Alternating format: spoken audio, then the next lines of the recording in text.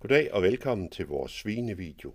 Priserne på svinekød er faldet i den seneste periode, og nu er det store spørgsmål, hvor er vi på vej hen. Kigger vi på antallet af slagtninger i EU-landene, så har vi i en årrække set et ret betydeligt fald fra 2021 og frem til 2023, men i 2024 så vi en lille stigning i antallet af slagtninger, stadigvæk til et væsentligt lavere niveau, end vi kom fra. Kigger vi ind her i 2025, så kan vi se, at antallet af slagtninger i Tyskland har stabiliseret sig efter et fald på næsten 5-10 år, hvor antallet af slagtninger er faldet. Så har vi her det sidste års tid set en stabilisering. På samme måde så har vi set en stabilisering af antallet af soslagtninger i Tyskland.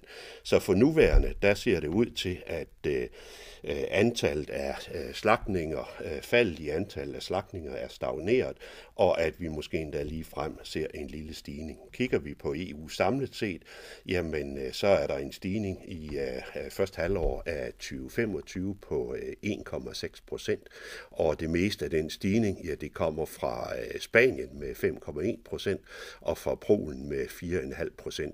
Javel, Bulgarien er steget, og Rumænien er steget væsentligt mere end Spanien og Polen, men 15% stigning på en lille produktion giver nødvendigvis ikke ret meget.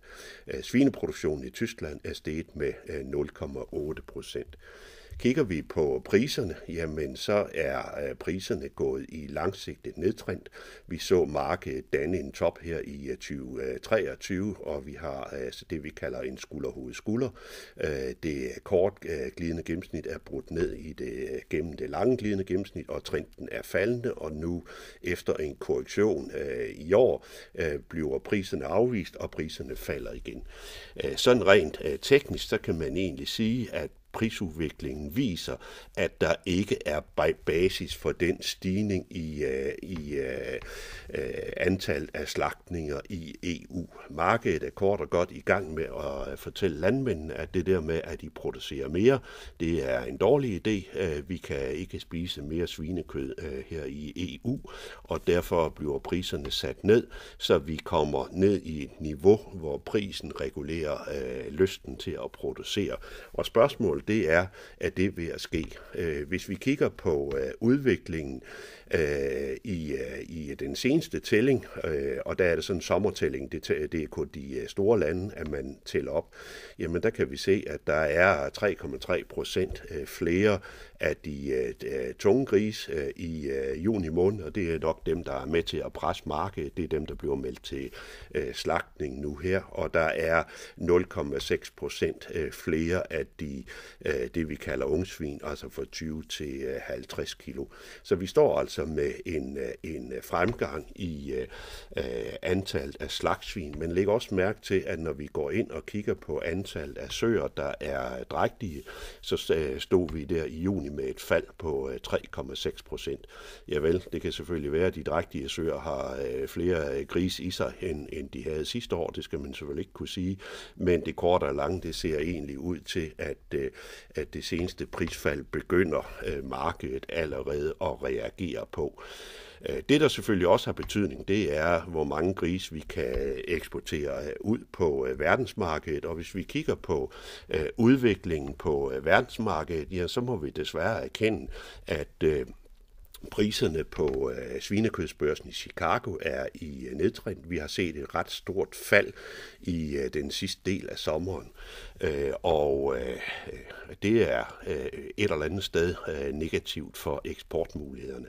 Men sandheden er måske lidt anderledes. Sandheden handler måske om, at det her fald mere kommer som følge af, at vi går fra sommerterminer til vinterterminer. Så hvis vi lige krasser lidt ned under lakken og ser, hvad der gemmer sig under overfladen, og så kigger på december 2025-terminen isoleret set, jamen der har vi jo prisfald, som I så før, men i virkeligheden så har vi en stigende trend efter priserne brød over 78 cent.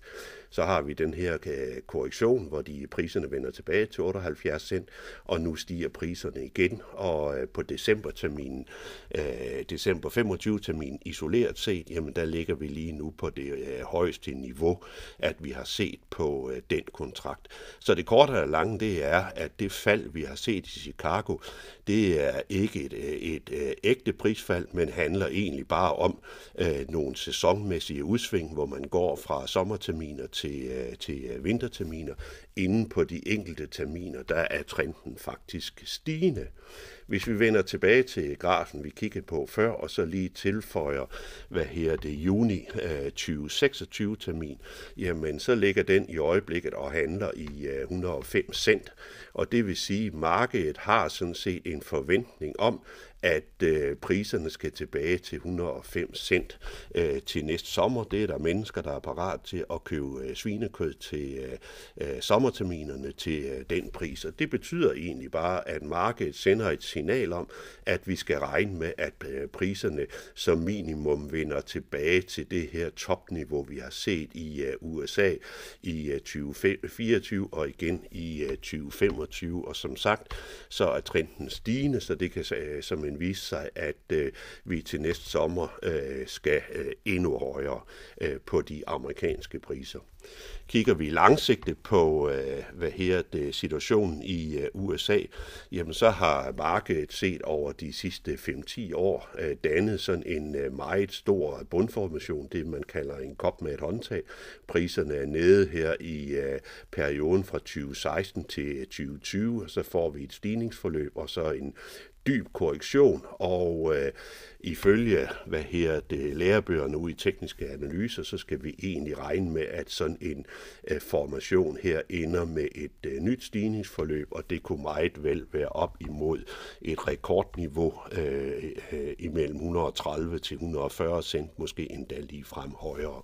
Igen, vi har juni 26-terminen her, og der ligger vi faktisk op i den øvre del af de senere års korrektionsforløb.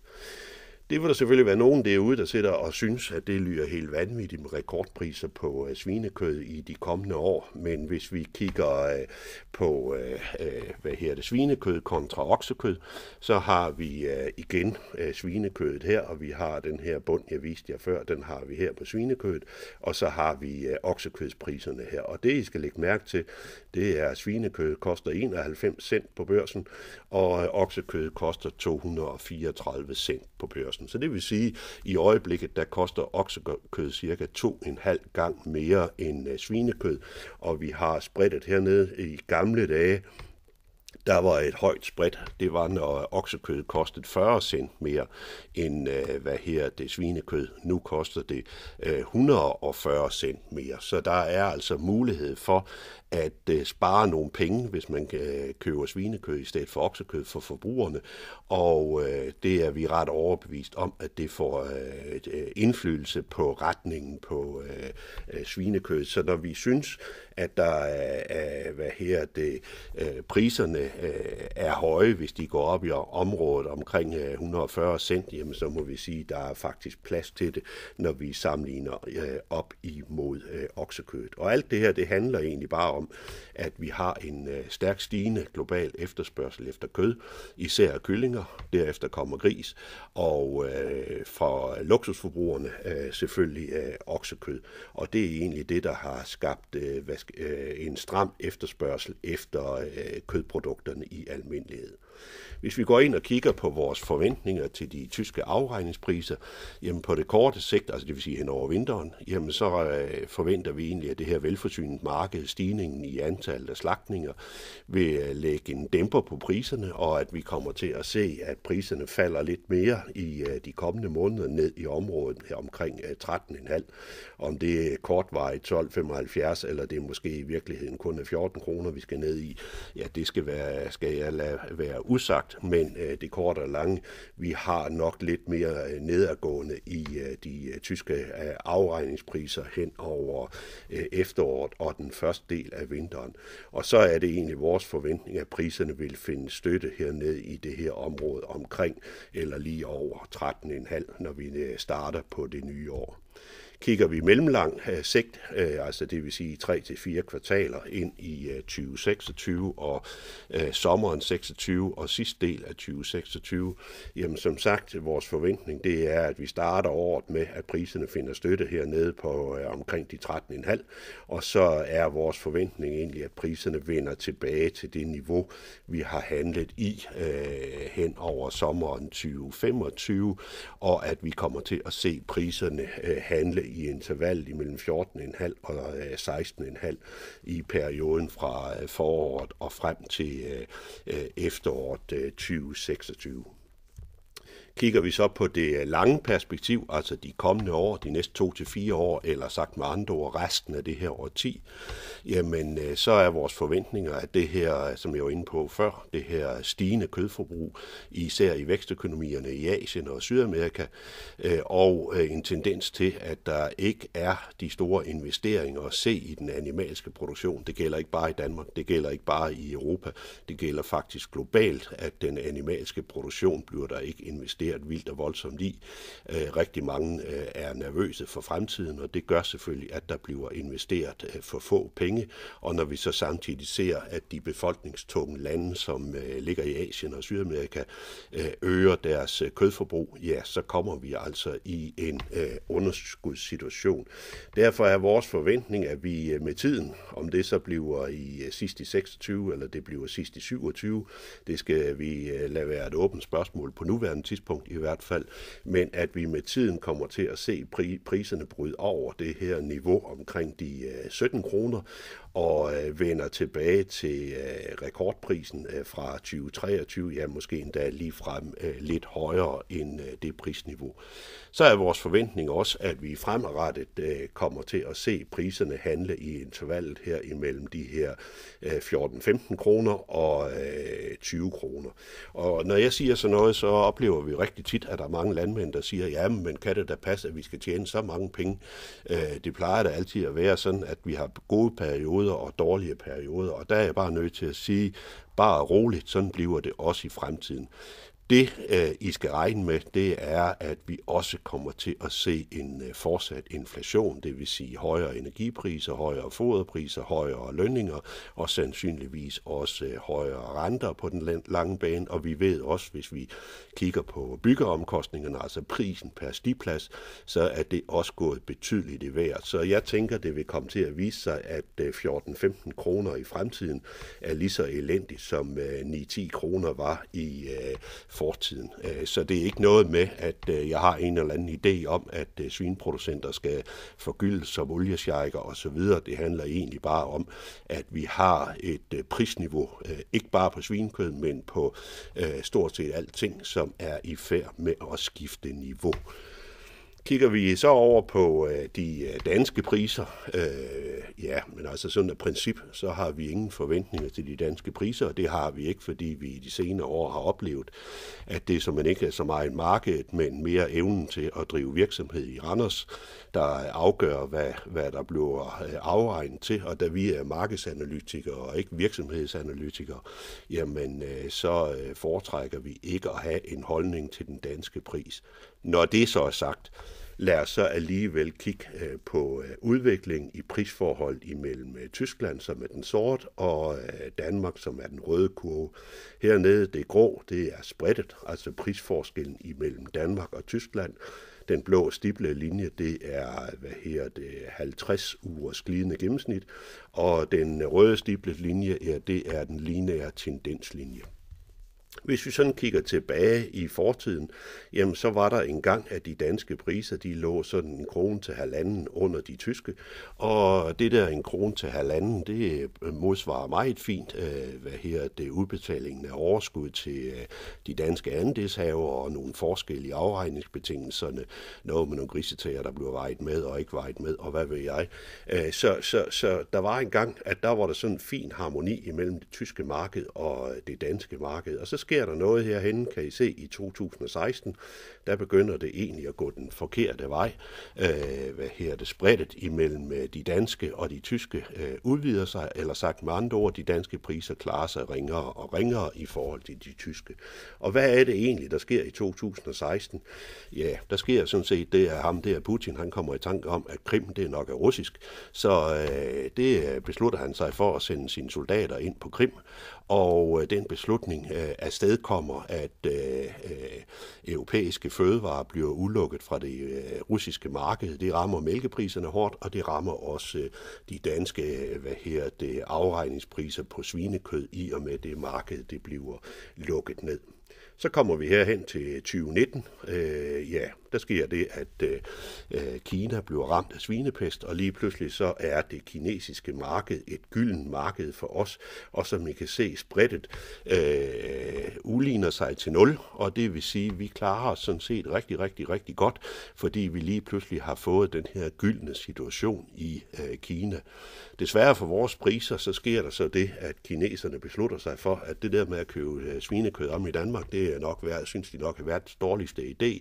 Så i stedet for, så begynder de at bygge nye svinestalde i flere etager, og i løbet af 2 år, der får de genetableret deres produktion, og priserne på svinekød rasler ned i Kina, og den situation rammer egentlig vores afregningspriser hårdt. Det kunne godt se ud til, at vi i Danmark måske har satset hele butikken på det kinesiske marked, og da det viser sig, at den satsning er forkert, jamen så får vi en ordentlig lussing i form af et spread af de danske priser i forhold til de tyske. I den seneste periode, jamen der er den gode nyhed, at vi kan se, at spreadet det er på vej tilbage igen. Vi må da så erkende, at den langsigtede tendenslinje stadigvæk er faldende, og vi kun lige er tilbage ved det her niveau. Men det er klart, som jeg var inde på før, hvis det viser sig, at de amerikanske priser kan noget, jamen så vil det alt andet lige være en fordel for os. Fordi som du kan se her, der har vi de blå, det er det er amerikanerne, og de røde, det er de danske priser. Og faktisk så kan I jo se, hvis vi igen kigger på spreadet og udviklingen i spreadet, så klarer de danske priser sig faktisk relativt bedre sammenlignet med de amerikanske end i forhold til de tyske. Og det handler selvfølgelig om, som jeg viste jer før, at de antallet af slagtninger i Tyskland er faldet set over de sidste 10 år, og det vil sige, Tyskland er gået fra at være en eksportnation til at være et marked, der koncentrerer sig om at levere svinekød til sine egne forbrugere. Sådan er det ikke i Danmark. Vi er stadigvæk på verdensmarkedet, og derfor skal vi selvfølgelig kigge rigtig meget imod verdensmarkedet, når vi kigger på vores prismuligheder. Og som jeg var inde på før, jamen vi har stærkt stigende priser på oksekød. Vi har et stærkt stigende globalt forbrug af kød, og det kunne godt se ud til, at de amerikanske priser for alvor skal i opadgående retning i den sidste del af det her årti. Og det vil alt andet lige være til gavn for os, og vil betyde, at vi kommer til at klare os relativt godt.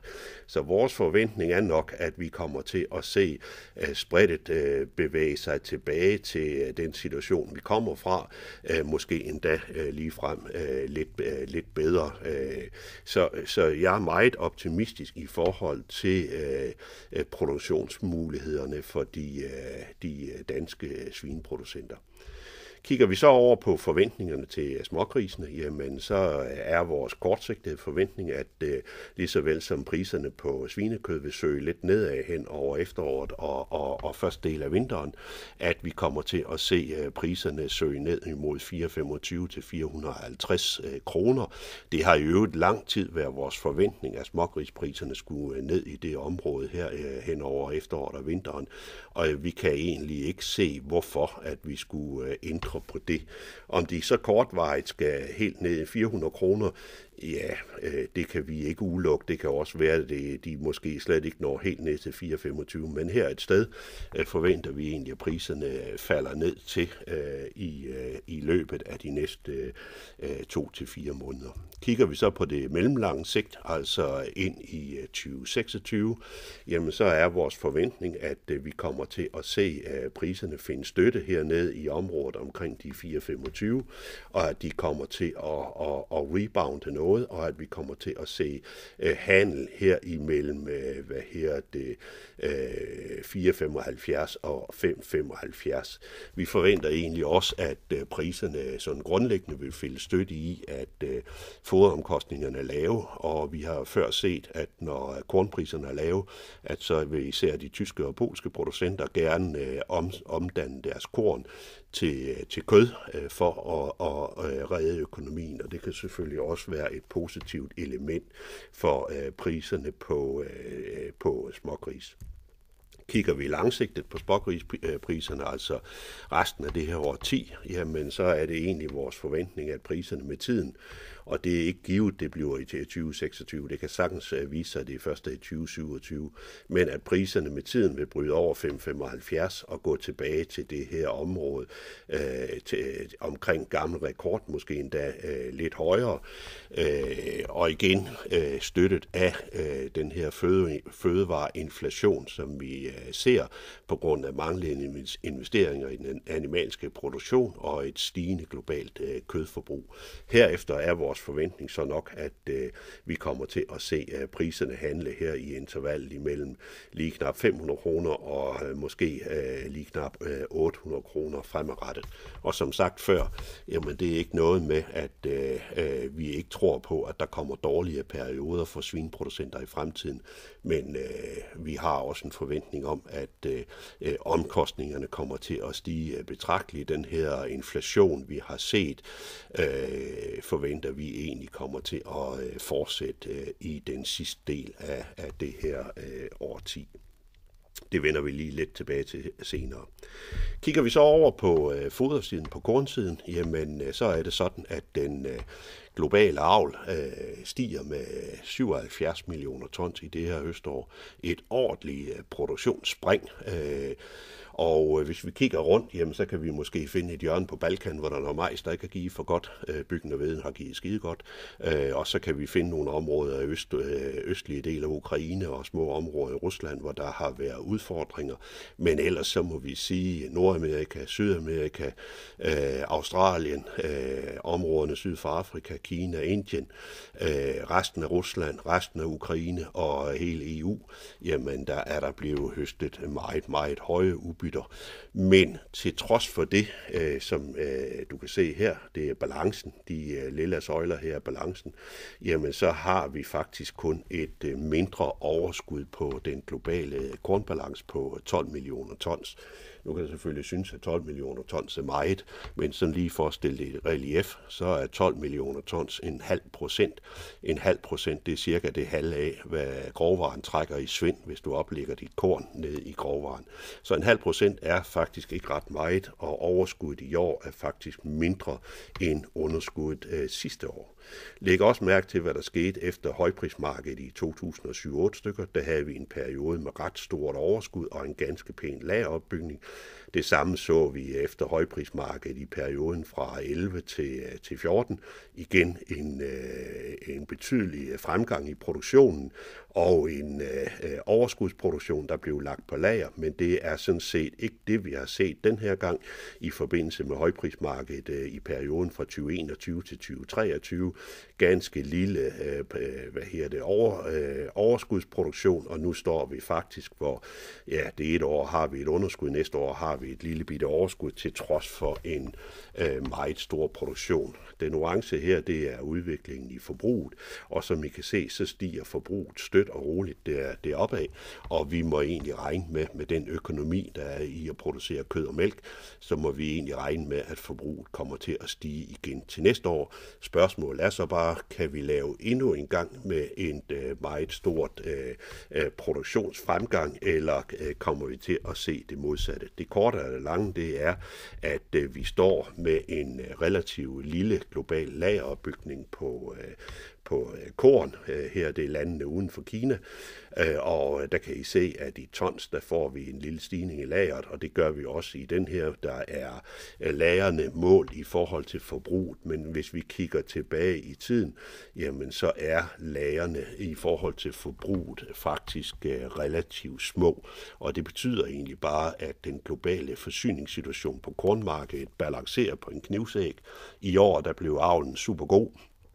Det har lagt et psykologisk pres på priserne, i hvert fald lige her efter høst, og det er sandsynligt, at det pres det vil fortsætte i et eller andet omfang i de kommende måneder. Men når vi kommer ind i 2026, så er der altså bare krav om, at det skal gå mindst lige så godt der, som det er gået i år. Kigger vi ind i det europæiske marked, så er billedet sådan set det samme. EU plus Storbritannien. Vi har en pæn stigning i produktionen. Det er især produktionen af hvede og byg, hvorimod majsproduktionen kommer cirka lige så ringe ud, som den gjorde sidste år. Og det udløser så et overskud på 4 millioner tons, cirka lige så meget, som vi havde i underskud sidste år. Det du også skal lægge mærke til her, det er, hvis vi kigger på udviklingen i overskud, det er sådan, EU plus Storbritannien har i faktisk altid været et overskudsområde, hvor vi har eksporteret korn til verdensmarkedet. Men det du kan se, det er set over de 10 år, så er overskuddet faldende, og det handler kort og godt om, at vi har et faldende kornareal i EU-landene. Kornareal er faldet med cirka 5 millioner hektar de sidste 10 år, svarende til 10% af kornarealet. Det betyder bare, at EU plus Storbritannien langsomt, men sikkert er i færd med at bevæge sig fra at være et overskudsområde til at være et underskudsområde.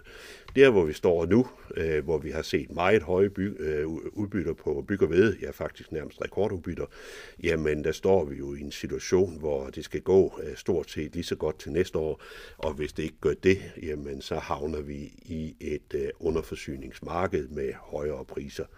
Kigger vi på lagerudviklingen, jamen så til trods for den gode avl, så på grund af en høj eksport og en faldende import, jamen så kommer lagrene til at falde en lille bitte smule, ganske marginalt, og hvis vi kigger på lagrene i forhold til forbruget, jamen så ligger vi nede på de cirka 9% har vi på lager i forhold til forbruget, og hvad betyder det så? Ja, det betyder, at lige i øjeblikket, der har vi korn på lager til den 3. august 2026, eller sagt med andre ord, vi har det korn, vi skal bruge, men vi har nok heller ikke ret meget mere et egentligt lager, er der ikke tale om, det er mere et arbejdslager med den situation, vi står i. Og det betyder så igen, at næste års avl skal blive rigtig god, hvis vi skal beholde priserne på det niveau, vi er på nu. Til sidst, så er jeg altså nødt til at minde om, at jeg ved godt, at det var et tema i 2022, det der med krig i Ukraine, som støttede kornpriserne osv., og siden der har markedet vendt sig til, at der er krig i Ukraine, men vi har altså set en optrapning i den seneste periode. Trump han lovede os 24 timer, så var der fred i Ukraine. Så blev det til 24 dage, og nu har han ikke engang klart det på 24 uger, og det seneste, der er sket, det er, at amerikanerne jo stort set har kastet håndklædet i ringen og sagt, nu er det op til europæerne at løse problemet. Vi skal nok støtte med våben til NATO, og hvad NATO bruger de våben til, det må NATO selv om. Og vi ser droneaktivitet og så videre. Jamen, man kan frygte, at vi får en ny eskalering i konflikten i Ukraine. Kan den få indflydelse på kornforsyningen? Ja, selvfølgelig kan den det. Ukraine og Rusland er verdens største hvedeeksporterende område, så det kan selvfølgelig få kornprisindflydelse. Og på samme måde så ved vi, at den russiske økonomi er presset af krigen. Renten i Rusland er 30%, og det kan selvfølgelig få betydning for lysten til at så marker til i Rusland. Vil man løbe risikoen med så lave priser og så høj en rente og så stå til, eller vil man foretrække at øge brakarealerne? Ja, det sidste kunne jo godt blive et resultat, og at vi så kommer til at se vigende russisk produktion. Så den her faktor skal vi absolut have med. Så det korte og lange på kornmarkedet grundlæggende set, så står vi i en situation, hvor selv en rekordproduktion, vanvittigt store udbytter i USA, kun lige kan give et marginalt overskud, og at vi har lager på et lavt niveau i forhold til forbruget, og vi har stadigvæk en konflikt i Ukraine og Rusland, og det betyder kort og godt, risikoen er stor. Det er ikke det samme som at sige, at priserne de vil komme til at stige vildt og voldsomt fra nu af til juleaften, men markedsrisikoen på dine foderomkostninger er ganske betydelige. Går vi ind og kigger på priskurven, så har vi de amerikanske priser her i Chicago. Som I kan se, vi er tilbage her i 30 år tilbage, og der har vi priserne i sådan en langsigtet stigende handelskanal. Priserne er tilbage i bunden af den stigende handelskanal, er i sådan en faldende kile, sådan en bliver som regel brudt i opadgående retning. Vi så noget tilsvarende her, og I kan se, at vi har stigende moment. Det har vi også tilbage i 2010, og det udløst et nyt prisrally. Det korte og lange, det er, at priserne er i bund, og markedsrisikoen er betydelig. Kigger vi ind på de europæiske priser, så ser vi samme billede. Priserne ligger og handler her på oversiden af 190, 195, det område der på børsen i Paris. Og det er selvfølgelig et lavt niveau. Det vi selvfølgelig skal være opmærksom på, hvis vi går ud og køber, det er, at der er en månedsstigning på priserne. Hvis vi kigger her, prisen imellem, det kan I selvfølgelig ikke se, men det kan jeg så fortælle jer, prisen imellem december 25 termin og maj 26 termin, der er en forskel lige i øjeblikket på 11-12 euro. Og kigger vi langsigtet, altså ind i det nye høstår, jamen så er der en forskel på 24 euro imellem december 25 og december 26. Så det er jo klart, at hvis man går ud og køber nu, jamen så har man den her terminspræmie på højkant, og det vil sige, hvis priserne fortsætter vandret hernede på priskurven, jamen så kommer vi til at tage terminspræmien. Så ved køb, så er det sådan set din risiko, det er, at du risikerer at tage månedsstigningerne. Hvis man sådan ligesom omregner det, jamen så står vi her nu, hvis du køber resten af det her høstår, altså frem til august 2026, jamen så har vi de her prispræmier på 7-12 euro, og det svarer til 5-10 kroner. Så det vil sige, at hvis priserne bevæger sig vandret på dagsprisen, jamen så tager du månedsstigningerne. Kigger vi på, hvis du ikke køber, hvilket potentiale er der, jamen så kommer vi jo ikke udenom, at den her avl er stor, og den har lagt, som sagt, et psykologisk pres i markedet osv. Og det er jo svært at forestille sig, at vi kommer til at se priser på den anden side af de her 2,25-2,45 på den her side af foråret 2026, i hvert fald som det ser ud i dag. Selvfølgelig kan der komme en eskalering i Ukraine, der ændrer det billede, men lige som det ser ud i dag, så er det nok det, at vi skal se som et muligt potentiale for priserne. Det vil sige, hvis du køber i dag, og det viser sig, at priserne fortsætter med at bevæge sig rimelig vandret i forhold til det her niveau, så tager du de her 5-10 kroner, som du betaler i månedsstigninger. Omvendt, hvis du ikke køber i dag, og priserne vender tilbage til de her 2,25-2,45, jamen så vil du tabe en 20-35 kroner. Det taler selvfølgelig for, at du skal købe. Risikoen ved at købe er væsentligt mindre end risikoen ved ikke at købe. Kigger vi ind på det lange perspektiv, altså ind august 26, august 27, jamen som sagt, så er prispræmien højere, og det giver sig selv, jo længere vi når ud i fremtiden, jo højere præmie skal man betale for at dække sig af. Og i givet fald, hvis priserne forbliver vandret, næste års avl bliver super god, der fortsætter fred i Ukraine, eller ikke fred, men at korn strømmer ud af Ukraine og Rusland, jamen, og priserne bliver hernede omkring de 200 euro, jamen så vil du tage den her månedsstigning på de her 15-25 kroner, hvis du går ud og køber. Omvendt, hvis vi får en avl til næste år, der ikke lever op til det her års rekord, altså bare en gennemsnitsavl, jamen så vil priserne stige. Hvis det bliver en dårlig avl, så vil de stige meget. Hvis det bliver en katastrofeavl, så vil de stige rigtig meget. Får vi en eskalering af konflikten i Ukraine, vil det selvfølgelig også give noget osv. Der er sådan set intet, der udelukker, at vi kan vende tilbage til området her over 300 euro i løbet af 2026, eller måske endda lige frem højere. Så vi kan sige, at hvis du køber på de lange terminer, så har du en risiko for, at du får købt for dyrt på en 15-25 kroner. Hvis du ikke køber, jamen så har du en markedsrisiko, hvor priserne kan vende tilbage til det her 350-450 euro, svarende til et tab på 125-190 kroner. Og det taler selvfølgelig for, at du overvejer noget langsigtet afdækning. I den forbindelse, der står vi selvfølgelig til rådighed og vil meget gerne hjælpe dig med at lave en risikoprofil for din ejendom og lave en strategi for, hvordan at du får dig dækket af, så du er garderet med lave kornpriser ind i en fremtid, hvor der måske ligefrem er mulighed for, at priserne på svinekød kan gå i vejret. Det eneste du skal, det er bare kontakte os, ring til os, skriv til os, og så står vi klar. Kigger vi over på proteinmarkedet, jamen så har vi lidt en anden situation.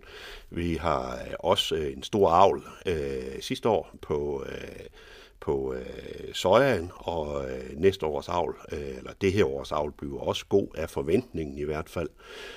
Hvis vi kigger på lagrene i forhold til forbruget, jamen så falder lagrene en lille smule, og det handler selvfølgelig om, at forbruget er stigende, og så er det jo klart et uændret lager, og et stigende forbrug, det gør, at lagrene i forhold til forbruget så vil komme til at falde lidt. Det vi bare skal være opmærksom på, det er, at den her lagerudvikling er betinget af, at Brasilien igen høster rekord. Brasilien står for 43% af den globale sojaproduktion og for 57% af den globale eksport. Det vil sige mere end hver andet kilo kommer ud af en brasiliansk havn. Og det er jo klart, at når så stor en andel af produktionen kommer fra så lille et område, jamen så er der selvfølgelig en betydelig risiko for, at et vejrscenarie i Brasilien kan få meget stor indflydelse på det globale forsyningsbillede på sojamarkedet. Men det korte og lange, det ser ud til, at sojamarkedet ind i 2026 stadigvæk vil være rimelig velforsynet. Kigger vi så over på den vegetabilske olie, så ser vi faktisk faldende lager, og det skyldes øget forbrug af vegetabilsk olie til biobrændstof, og det skyldes også øget forbrug af vegetabilsk olie til at stege alt det her kød i, som der bliver spist mere og mere af i Asien og i Sydamerika. Det betyder, at priserne på sojaolie er gået i vejret, og vi har en langsigtet stigende trend på sojaolie. Omvendt så er priserne på sojaskrå stadigvæk i en langsigtet faldende trend. Og det kommer sig jo af, at når man vil producere mere sojaolie, så er man jo også nødt til at presse nogle flere sojabønner, og man kan ikke presse sojabønner, uden der ligger en bunke sojaskrå tilbage på gulvet, som jo så også skal sælges. Så vi står altså i en situation, hvor de her stigende priser på vegetabilsk olie er med til at lægge en dæmper på sojaskråpriserne. Men altså som sagt, trenden er stadigvæk faldende, men kigger vi langsigtet på det, så er priserne faktisk i bunden af det langsigtede handelsinterval, og det kalder egentlig også på, at vi tænker på afdækning. Ligesåvel som vi er klar til at hjælpe dig med en råvarestrategi på kornet, jamen så hjælper vi selvfølgelig også gerne med en råvarestrategi på de andre råvarer, du skal bruge herunder proteinerne, altså sojaskrå osv.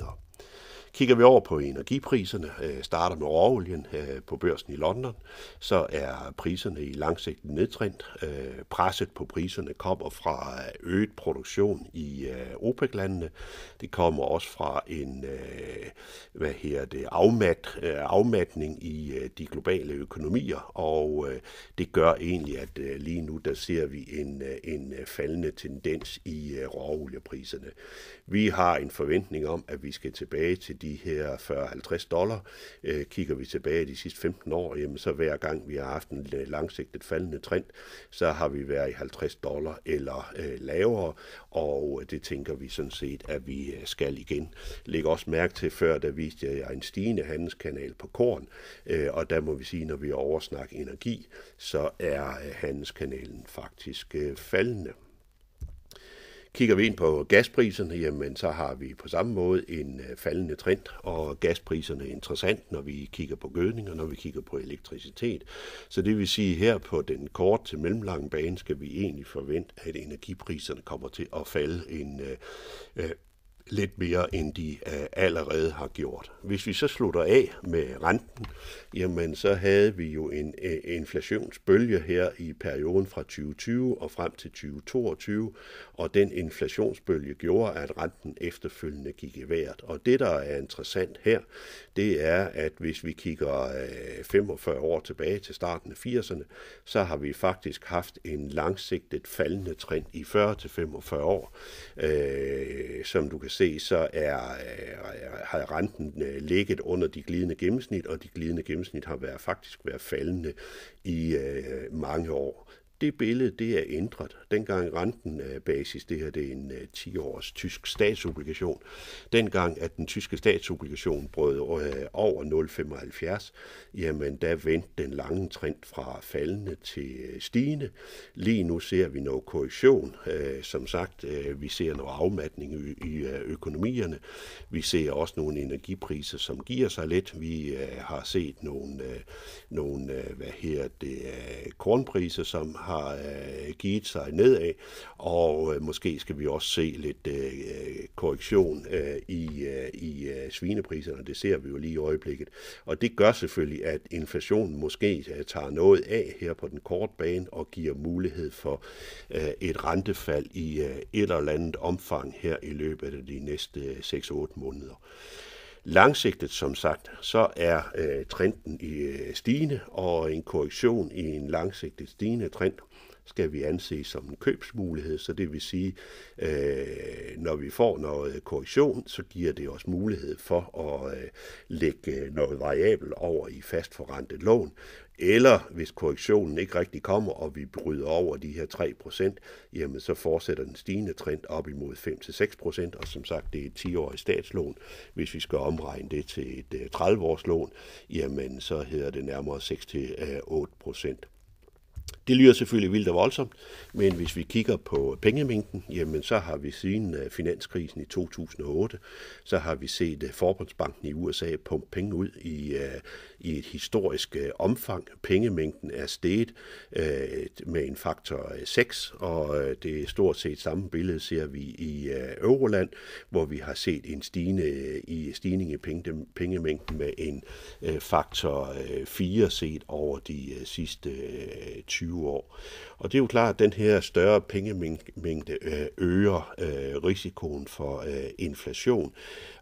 Og vores forventning er, at vi efter et periode, hvor vi har set lidt stabilisering i inflationen, at inflationen kommer til at tage til igen i takt med, at energiprisen og renten kommer ned, så vil det sætte gang i lysten til at bruge penge, og som I kan se, så er der historisk mange penge til rådighed, og det øger altså risikoen for inflation, og dermed risikoen for stigende renter. Så for os at se, jamen, så handler det om, at vi får brugt den her korrektion så godt som muligt til at få lavet en konstruktiv afdækning af den langsigtede renterisiko. Igen, vi står selvfølgelig klar til at hjælpe med rentestrategier og få lavet en handlingsplan for, hvad vi gør med dine lån. Vi kan også hjælpe med at kigge på hele din finansieringsløsning omkring din bidrag og låntyper og den slags ting. Det er bare at kontakte os, så står vi klar, så rykker vi gerne ud og kigger på din finansiering, så vi kan få den optimeret så godt som overhovedet muligt. Hvis vi sådan kigger status for svineproduktionen på det lange sigt i første omgang det næste års tid, jamen så er vores forventning af vigende priser på slagtsvin og smågris stort set bliver opvejet af de nuværende lave foderomkostninger og faldende energipriser, og måske lidt lavere renter. Derfor ser vi egentlig status for indtjeningsevnen i svineproduktionen det næste års tid. Den betegner vi som værende god. Kigger vi langsigtet, altså de kommende 2 til 4 år, resten af det her årti, jamen som sagt, så er vores forventning, at vi kommer til at se stigende priser på slagtesvin og animalske produkter i det hele taget. Og det inkluderer selvfølgelig også smågris. De her stigende priser, de bliver selvfølgelig i nogen grad opvejet af højere omkostninger til foder, energi, renter og løn, men også højere etableringsomkostninger. Vi ser, at priserne på at etablere en stiplads er steget ganske betydeligt. Eller sagt med andre ord, at de stigende priser på slagtsvin i nogen grad bliver opvejet af en fortsat inflation. Status for indtjeningsevnen i den sidste del af det her årti, den betegner vi egentlig som rigtig god, altså bedre end det, vi kigger ind i det næste års tid. Og for dem, som forstår, at inflation og god afdækning går hånd i hånd, altså som sørger for at få sikret sig omkostningerne på bedriften i form af foderkøb og låneomlægning og så videre, jamen dem, der får sikret omkostningerne i et scenarie, hvor vi har inflation, der hjælper svinekødspriserne, jamen der kan indtjeningsevnen ligefrem blive særdeles god. Det var egentlig, hvad vi har valgt at brække. Tak fordi, at du lyttede med.